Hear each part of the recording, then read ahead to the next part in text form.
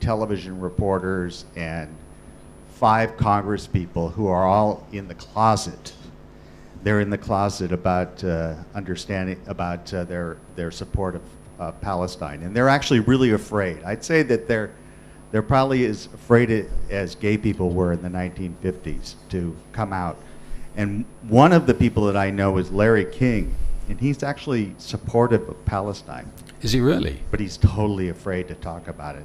I had Good lunch grief. with him one time, and he told me that. So I wouldn't say he's pro-Palestine, but I think he's probably in the middle. So it's amazing that so many people are in the closet. I mean, they're really in the closet, and they're afraid to talk about it because, like, a guy from CNN, Rick Sanchez, said something that was slightly negative, and he got fired from CNN. So people are really afraid of getting fired. Now, So I think it's going to reach a tipping point, and I think the Bernie Sanders supporters, a high percentage of them are supportive of Palestine. And I think Obama, I think Obama's in the closet. I think he's supportive of Palestine, but I think he's in the closet about it. I think he's afraid. He's afraid of hurting the power and the donations, and that's just a guess on my part about that. I don't know Obama, so that's but I think that the best thing that Palestinians can do to move it along would be to never do anything like shoot rockets and do like a Nelson Mandela type of campaign, and that's it. thank you very much, sir. Thank you. That was very valuable to hear that, especially. Oh, he's asking me a question. Hang on a second. Yes. Just to follow on from that last point, it's well worth realising that there is a strong tradition of non-violent civil resistance in Palestine. And anybody who's familiar with TED Talks, have a look at a talk by a woman called Julia Bacha, B-A-C-H-A, 15-minute talk. It put everything in perspective. Young lady here. Hi, my name Hello. is Kelly. I just wanted to support my friend Duffy and what she wanted to Can you get closer to the microphone? Yes, I'm a little short. I'm sorry. So my name's Kelly, and I wanted to offer some perspective because I was also a student in America. But I was a student at Brandeis University, which is the only Jewish-sponsored university in America, right? So like we have a lot of pro-Israel students in Brandeis University, where I was from. And the school that you saw in the documentary, Tufts University in Medford, is only 20 minutes away. I was one of the few students, but growing, who was in the pro-Palestine group. In the beginning, there was 14. Like there was 14 students who stood up to but who was the minority group, because like we're all students together, like we're all part of the same community. But there were 14 students who started saying like, no, this is not okay, even in the context of Brandeis University, and it's very difficult. We were a Jewish-sponsored university, are a Jewish-sponsored university.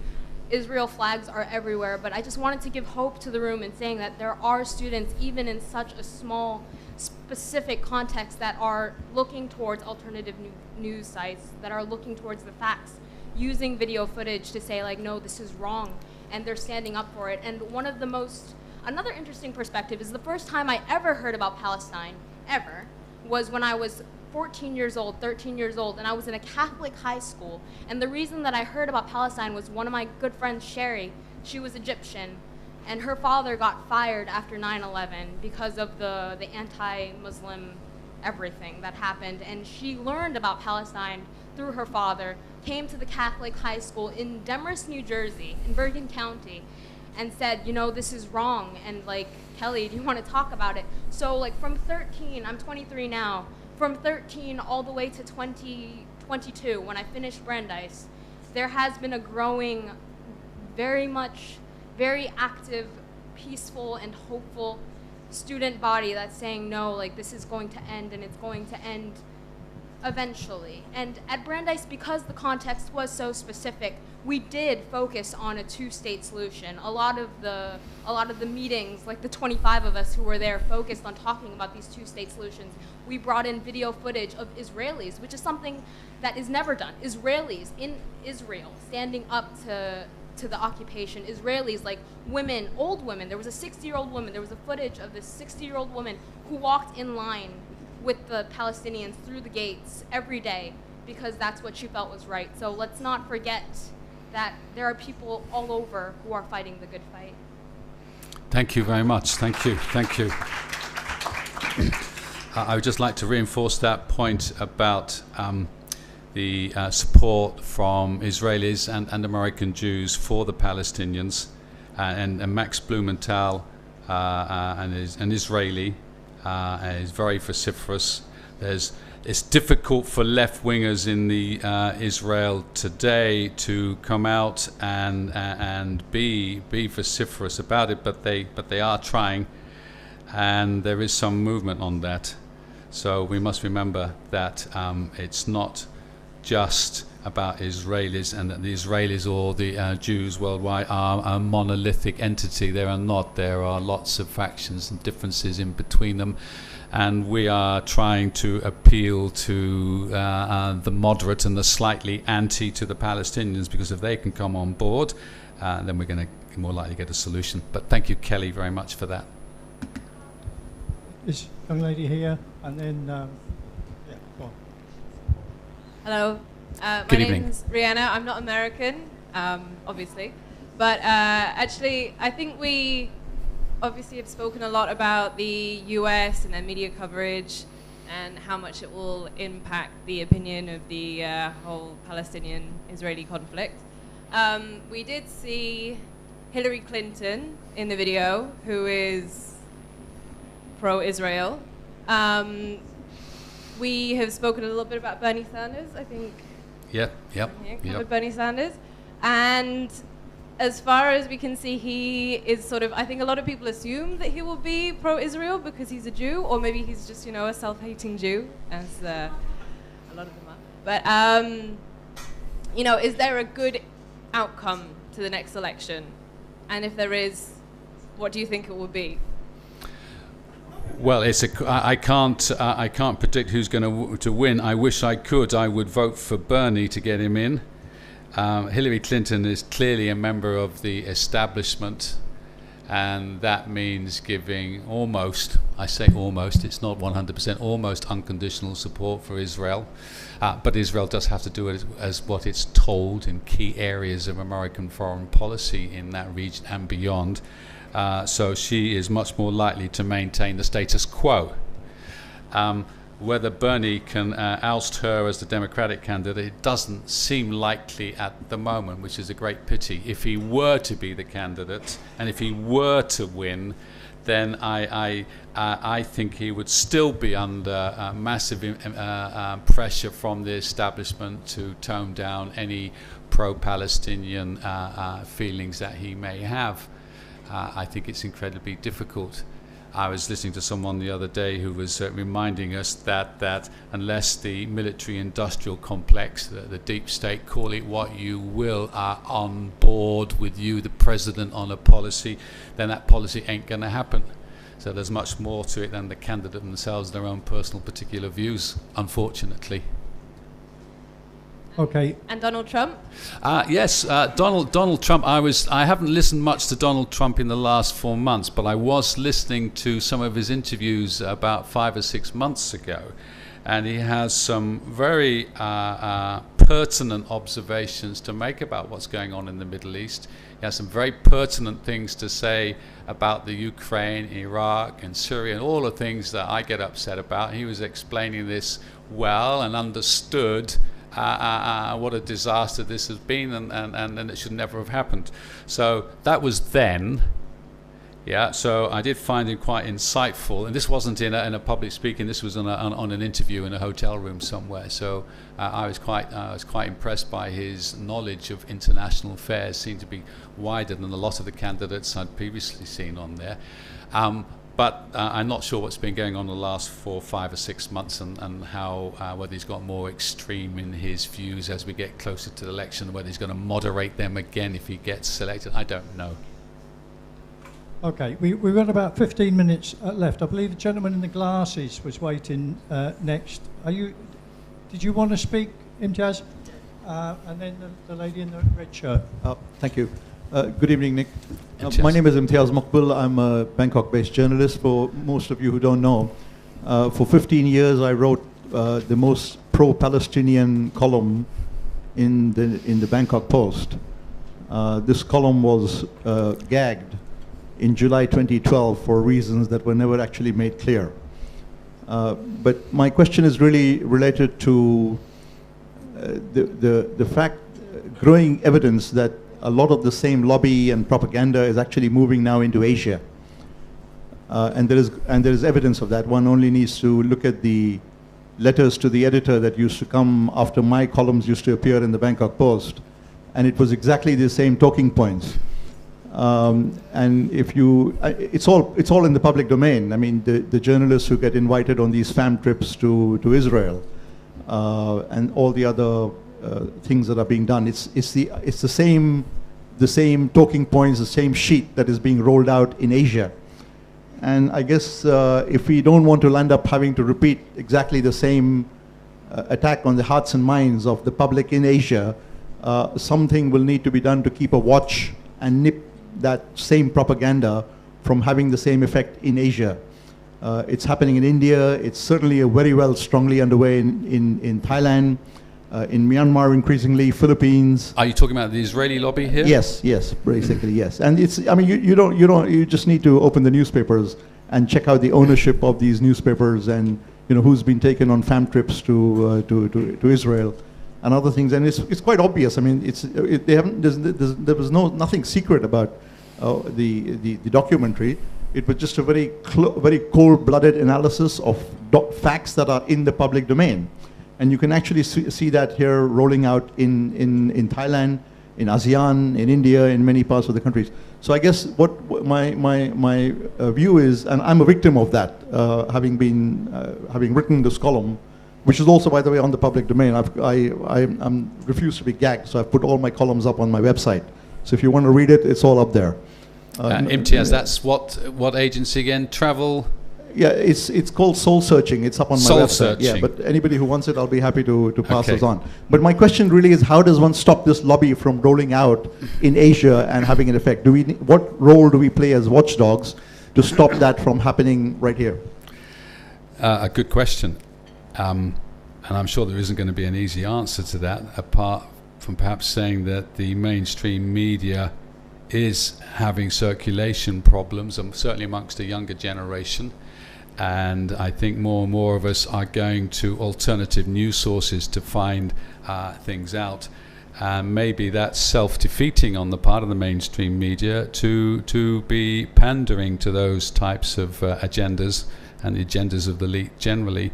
And so, and unless the alternative media is handicapped or shut up in some way, then I think we can still continue to get our message out, just not through the traditional channels as well as we used to be able to.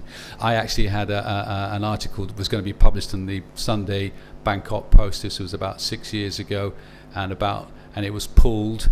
And I had a friend of mine who was working on the Bangkok Post, and I told him I had an article that was going to go in on Sunday.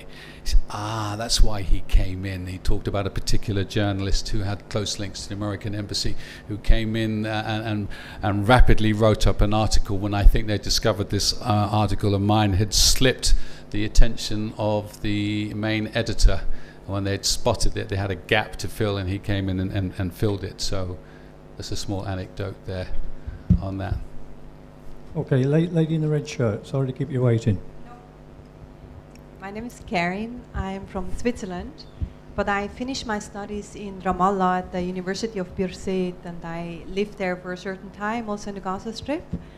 And I always wondered, this is very much a PR war. Why do the Palestinians not have a better PR campaign, while the Israelis have such a strong PR campaign? Right, yes. Why do the Palestinians not have the same PR machine capability as the Israelis? First of all, it's money. Yeah, and we saw that there in the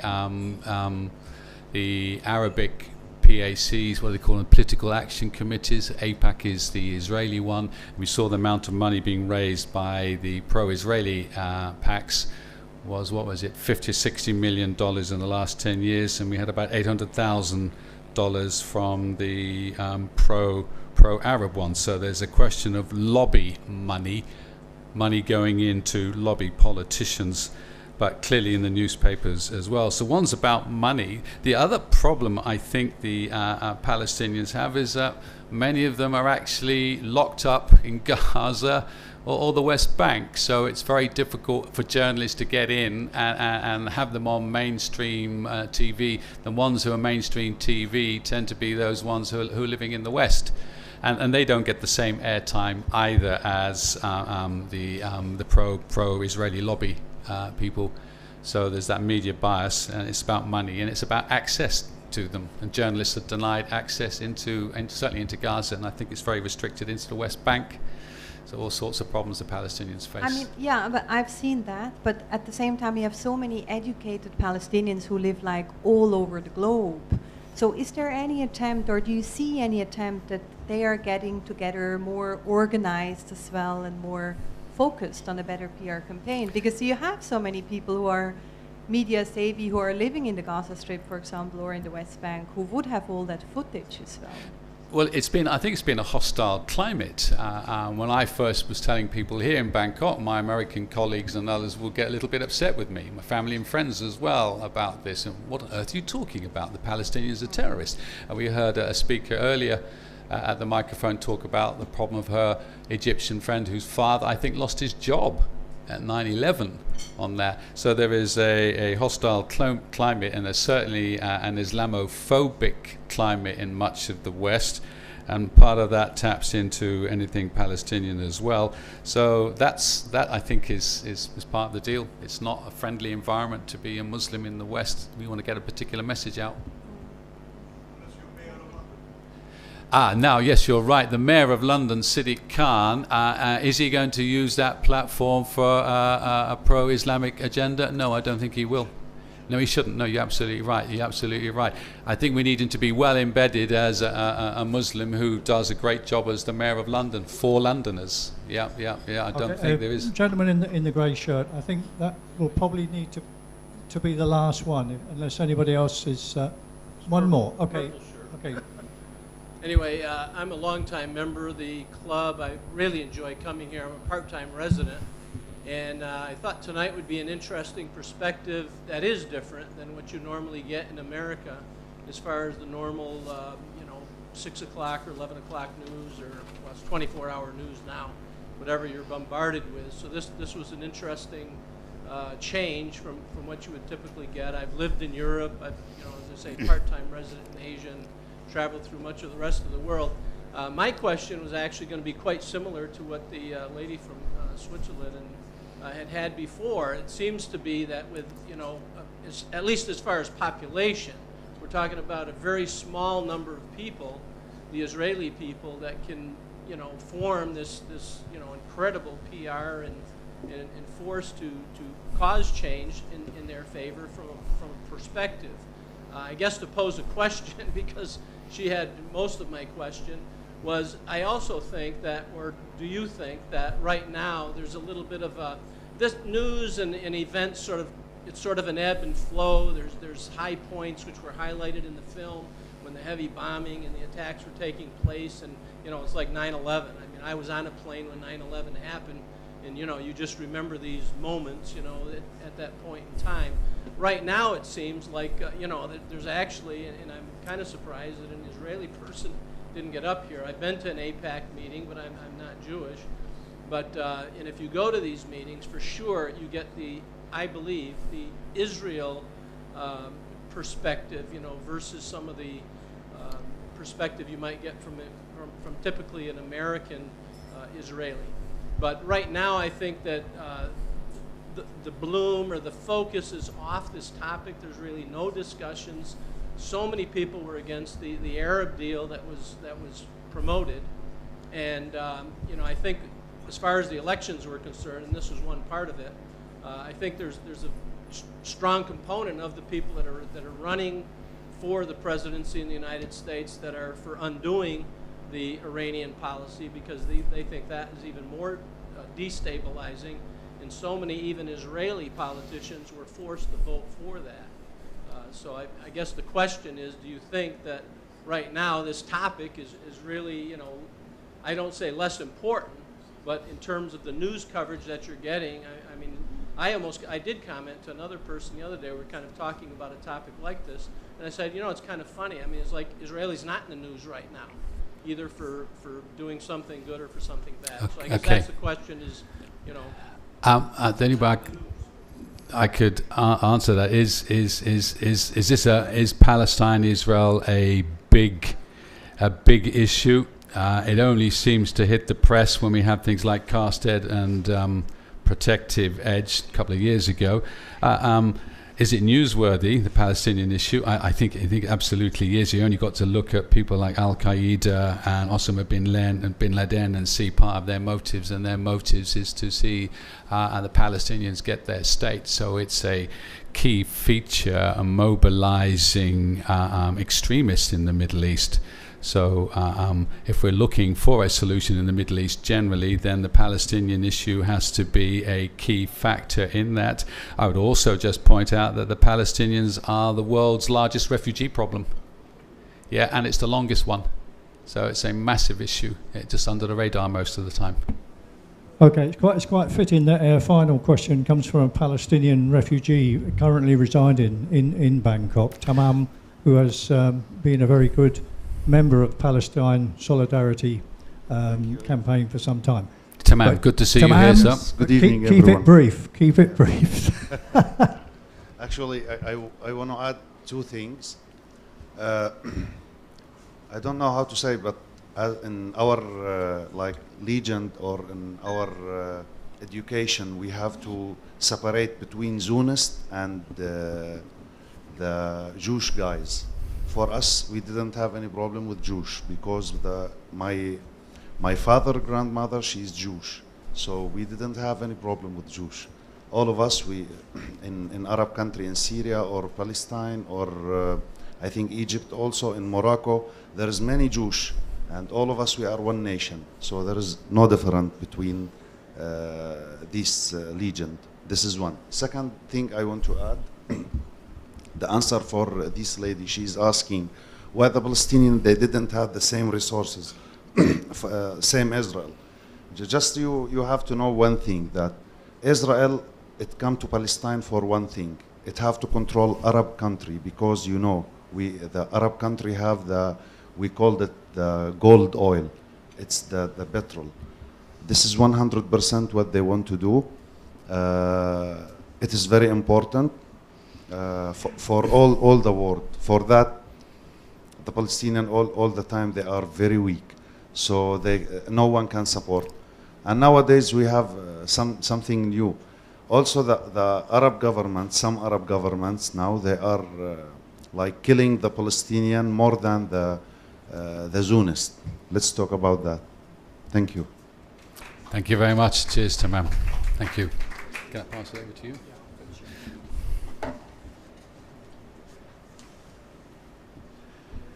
Well, thank you very much. It was a very interesting evening. And just to answer Imtiaz's question earlier on, what can we do to stop the rollout of this Israeli PR juggernaut in Thailand? Well, one thing you can consider doing is joining PSC Thailand. There are application forms on the back table on the way out, so do please take one, even if you don't fill it in tonight. Also, there's a box or a bowl for any donations. As I said earlier, this is funded out of the pockets of the volunteers that comprise the PSC Thailand. So I sincerely thank everybody for coming here. This is quite a departure for us. This back and forth instead of the formal kind of question and answer session has been very interesting and very uplifting. So finally, can I just make one brief announcement? Dr. Prasert Sharif, if you are here, could you make yourself known to me before you go? Thank you very much.